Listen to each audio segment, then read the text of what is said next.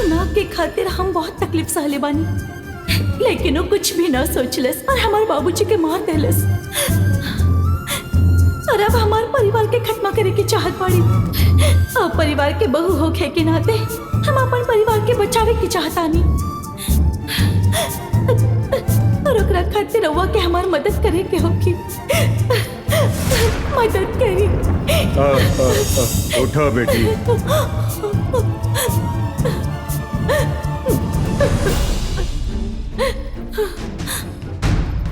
तो नाव के वजह से तू बहुत सहले बाड़ू।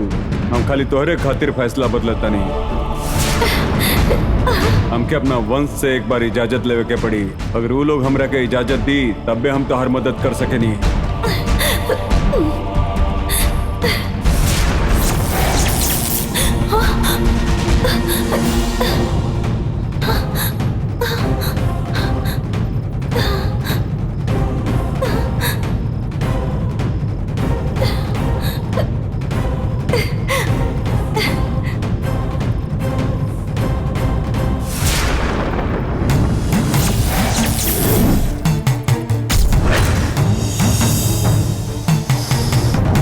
और कोड़क वंश के महापुरुष लोग नाग नंदियन एगो काम खातिर राउर लोग के इजाजत चाहता। तोरा कौन काम खातिर हमने के इजाजत चाहिए हम जानता नहीं। इससे पहले वो शिव तपस्विनी के सामने तू भावुक ना भइला, फिर तू लड़की खातिर इतना भावुक काहे होत बा? परिवार के स्त्री के सामने तहार मन भावुक हो गई बा नागनंदिनी। कोनो भी हाल में तोरा मन में सिर्फ नाग वंश के भला खातिर ही विचार होके के चाहिए। वो छोड़ के तू मनुष्य के भला के विचार बिल्कुल भी ना कर सकेला। एकरा पहले कोनो नाग के वजह से कोनो मुसीबत ना आइल रहे, लेकिन नाग के पूजा करे वाली वो लड़की तकलीफ में बिया। इतना मासूम लड़की के मन देख के शायद रउआ लोग के अभिमान ओकरे सामने पिघल जाए। अगर तू ओकरा बारे में इतना कहत बड़ा था हमने ओकरा से जरूर मिलब।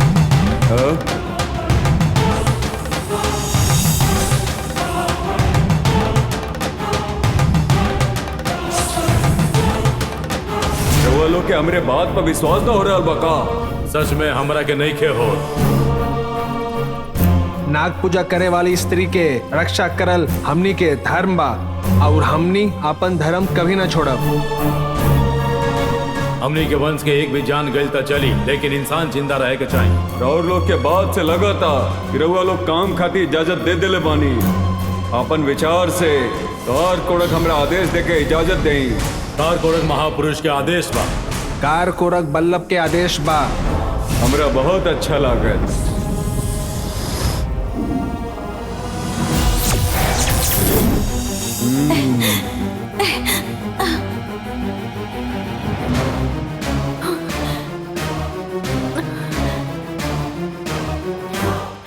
घबराओ मत बेटी, तोहार मदद करे खातिर हमरा इजाजत मिल चुकल बा।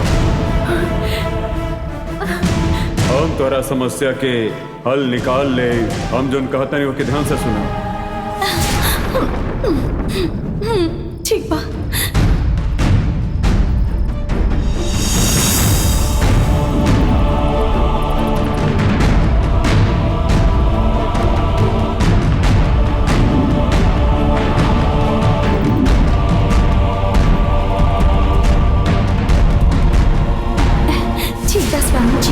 रउआ जैसन कहब हम वैसा नहीं करब। रउआ कब आवे वाला बानी? हम रउआ के लेवे के आ जाई। राहु कल देख के ही हम आई।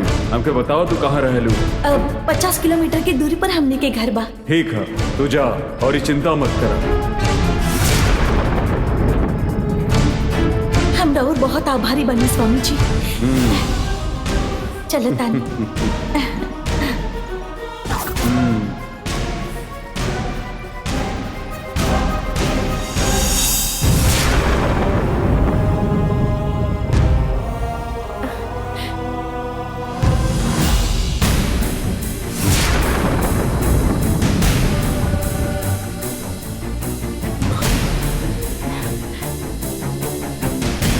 गंगा उ का कहने?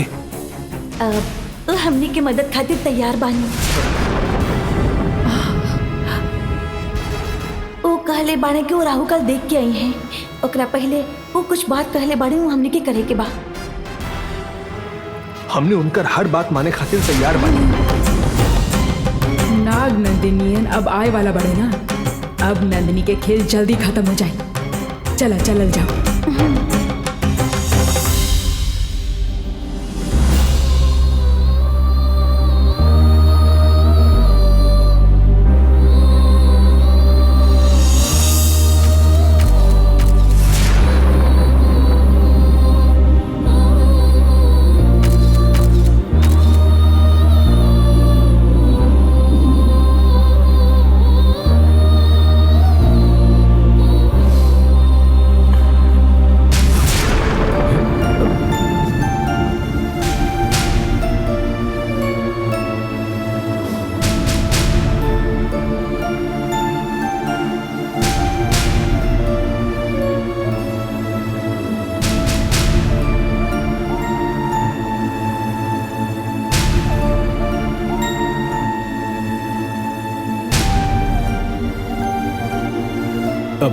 गंगा, बिल की तरफ का देखत बाड़ू?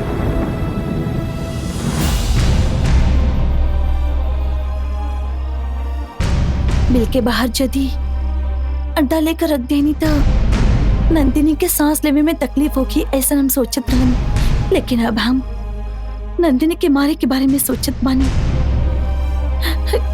नंदिनी के इतना मन से पूछा करत रहनी तो हमके मारे खातिर मजबूर कर देली बाड़ी। इतना दिनन तक हमके ओकरा से लगाव रहे, अब ओकर कोनो फायदा नहीं खे।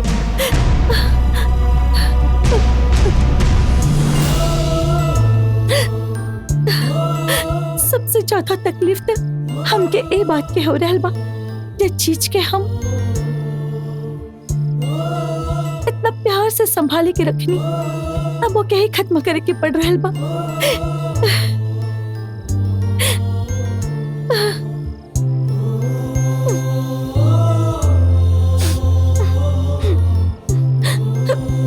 नंदिनी खातिर हम जज्बाती ना होकर बैसन सोच ले रहनी, लेकिन अब हम बहुत जज्बाती हो रहल बानी। अरे बैसन वक्त और जान के कोनो खतरा ना होके, यही से हमार भी जी तड़पत बा। नंदिनी खातिर हम अपन फिक्र कब्बो ना कहीं, लेकिन नंदिनी और रउआ में हमके एक के चुने के बा। नंदिनी के हमसे दूर करे के होगी, एके अलावा हमारा पास दूसरा रास्ता नहीं खे।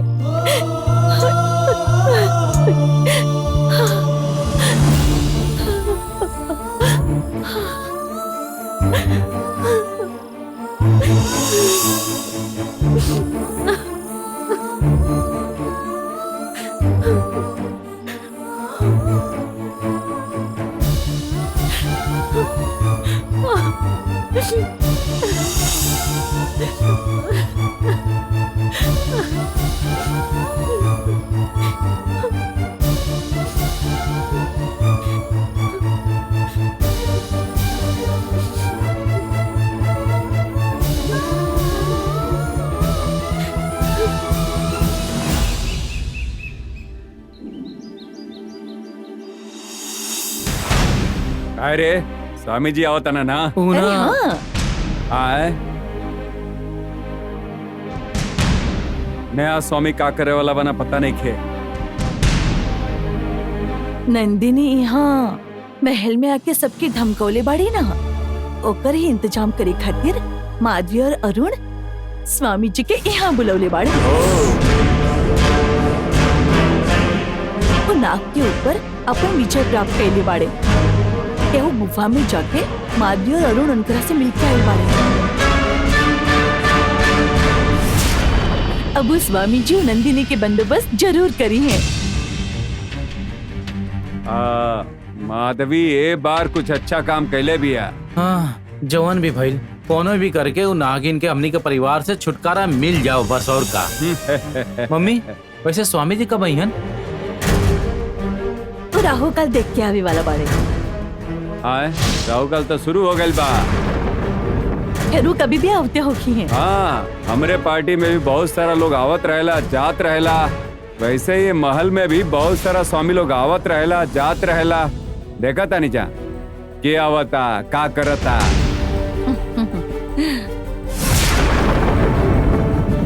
नंदिनी के खत्म करे के प्लान बनावत रहे ना, ये कबो मुमकिन ना होगी।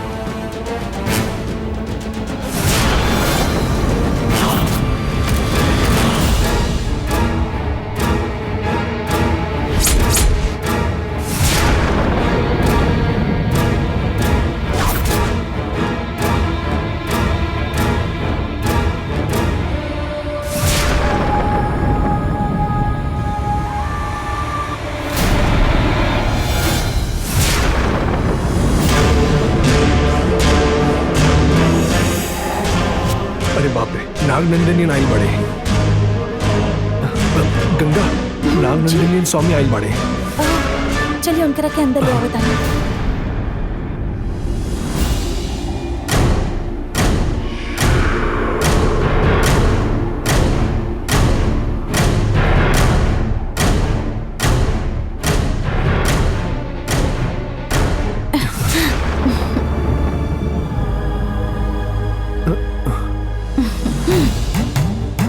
नमस्ते स्वामी।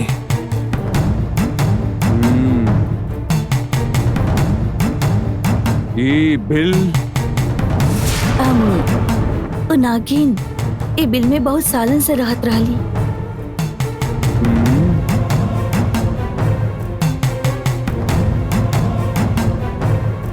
पहले ही नागिन हमने के बहुत तकलीफ देते रहे, तब हमार पापा और नंबूदरी स्वामी मिलके ओकरा के बिल में बंद कर देले रहे।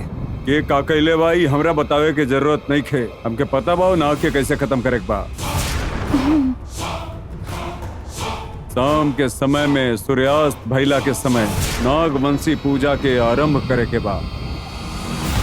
नागवंशी पूजा करे खातिर सही जगह कौन बाटे एकर हम जल्दी पता लगा ले। वहां जाके रहुआ लोग हम जैसे कहते नहीं वैसन तैयारी शुरू कर दी। ठीक बा स्वामी जी, कब का करे के बा ये रवा जाने ले।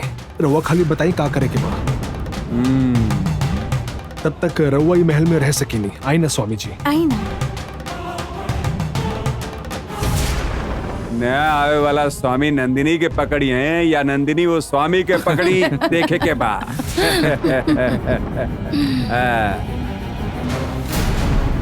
आई ना स्वामी जी।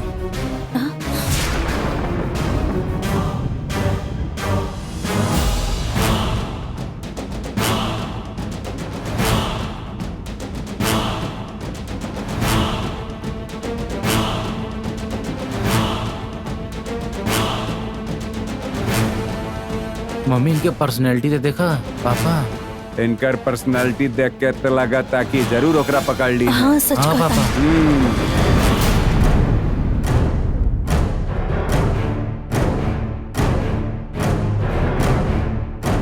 है। रउआ सब इनकरा के चौंक के काहे दिखत बानी? और नाग से हमने के बचावे वाला ये भगवान ही बाड़े। इहे हाजी नंदिनी के खत्म करे आयल बा।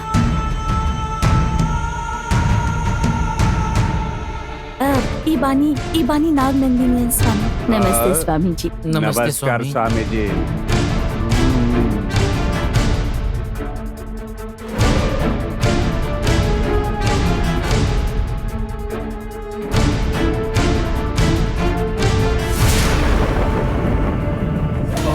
मामी ऊपर वाला रूम तैयार करे खातिर कहले रही। तैयार बा। हाँ स्वामी जी, रूम तैयार। चलल जाओ।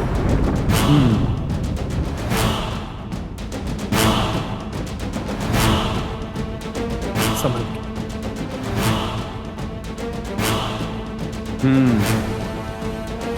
नमस्ते। आई।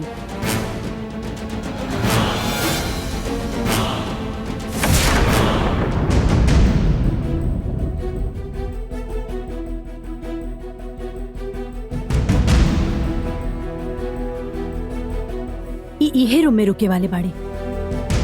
इनका नंदिनी के बारे में सब सच बता के नंदिनी के खिलाफ जाए से रोकी के होगी। अगर हम यहाँ रुकनी तो माधवी और अरुण हमके यहाँ से जाए से कहिए, हम बाद में आके ही इनका से मिलब।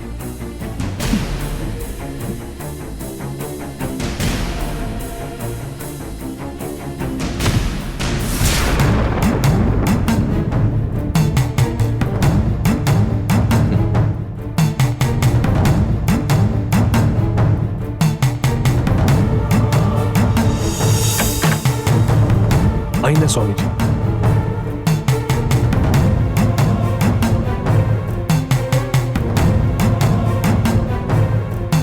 अब स्वामी जी, ये कमरा बहुत ही आरामदायी बा। अगर रउआ के कुछ चाहिए तो रउआ हमके बेझिझक बता सकेनी, हम लेके आ जाए। हमके कुछ ना चाहिए, हमके अकेले रहे के बा, रउआ जाए।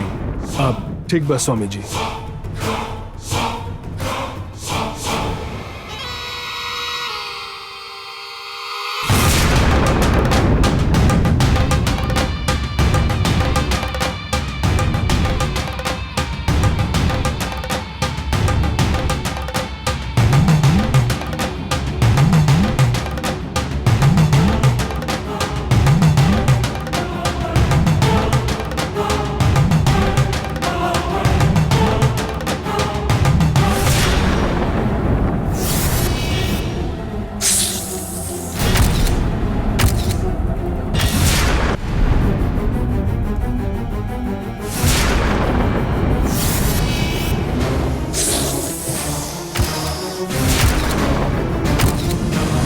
नाग खातिर यहाँ बिल बाई देख के लगता कि नाग बहुत ही शक्तिशाली बा। लेकिन कैसे खत्म करे के बा एकरे बारे में शांति से सोचे के पड़ी। नाग मंत्र के जाप करे के बाद वो यहाँ जरूर आई। वो यहाँ आवे के बाद हमनी को करे बस में कही जाई और खत्म कर दे जाई। जब बाहर नाग के बिल हता, नाग मंत्र के इस्तेमाल करे की जरूरत नहीं है। अगर हमने वो बिल की मिट्टी लेके नाग वंश के पूजा करब त वो नाग के आसानी से खत्म कर सकेंगे। हमके भी राउरी बात बहुत सही लग रहल बा। कार कोड़क बल्लभ और तू दोनों का उपाय एक है बा। अब हमनी के उहे कही नाग वंशीय पूजा हमनी कहाँ कल जाई? जे जगह देवी के कोनो पूजा ना होखेला, ऐसा जगह पे ज्यादा उग्रता होखेला। नागवंशी पूजा अगर ऐसा जगह पे कल जाओ तो हमनी का आसानी से ओकरा के मार देहल जाई। कार कोरक महापुरुष के बाद सही बा, तू इहे करा। हम उहे करतानी और उ नाग के खत्म करतानी। के बा वहाँ? अंदर आवा।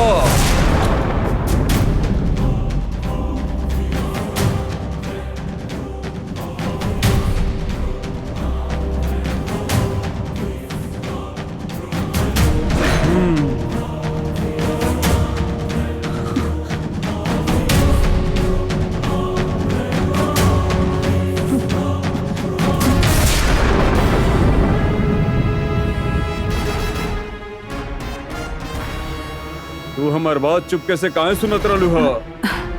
आपसे ही मिले आयल रहनी। हमसे काहे मिलल चाहतारू?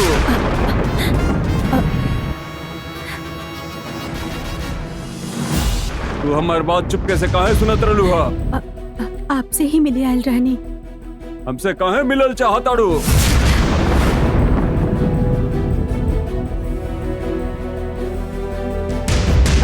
देखिए, आप जिसन सोचा था नहीं वैसे नंदिनी बुरी नहीं थे, वो बहुत अच्छा भी है। नंदिनी ये क्या? आप चिकरा के खत्म करी यहाँ एल्बानी हो, नागिन की नाम नंदिनी ही यहाँ।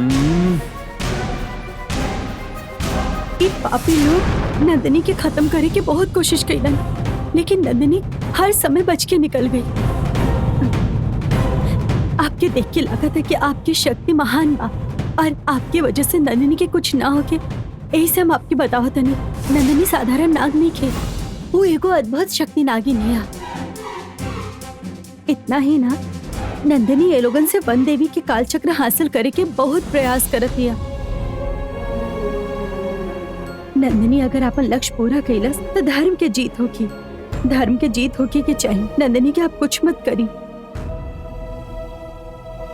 हम नंदिनी के सगी बहन जैसन ही बानी। नंदिनी की माँ पार्वती के हमार पिताजी मदद करत रहने और अब हम नंदिनी की मदद करत हनी। हम आपके सामने हाथ जोड़त हनी, नंदिनी की छोड़ दी। ये लोग के बात से हमरा लगत रहे कि हमके कोनो साधारण नाग के पकड़े के बा, लेकिन तू कहताड़ू कि उ शक्ति नाग है। चाहे वो कोनो भी नाग होखे, हमके ओकर बंदोबस्त करे के हा, काहे कि हम वो लोग के जबान दिले बानी कि हम ओकरा खत्म कर दे। स्वामी जी, राजशेखर और माधवी अच्छे लोग नहीं खन। वन देवी के चरण में रखल काल चक्र वो लोग चुरैले।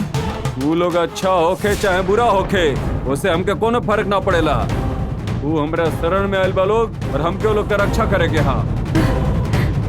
अगर आप उनका तरफ से लड़त हनी तो आप धर्म के खिलाफ लड़त हनी। नाग पूजा करे वाले स्त्री के नंदिनी मरला सी धर्म है का? गंगा नंदिनी की शक्ति खत्म करत रहे, ऐसे गुस्सा में आके नंदिनी ओकरा के मारे की कोशिश कैलस। नंदिनी के गुस्सा के वजह से ही ये सब मुसीबत खड़ा हो गई बाटे। का करे के बा हम इच्छा से जानता नहीं, तू बीच में मत आवा। स्वामी जी, घर में नंदिनी के सिर्फ हम ही समझ सकेनी। हम आपके सामने हाथ जोड़त हनी, नंदिनी के छोड़ तू दी। कितना भी गिड़गिड़ा हमार फैसला ना बदल सकेला, काहे कि नंदिनी के खत्म करे खातिर हम जबान दिले बानी। आपके अपन फैसला बदले के होगी। ये ना हो सकेला। नंदिनी का मृत्यु हमरे हाथ से तय बात है, तय बात।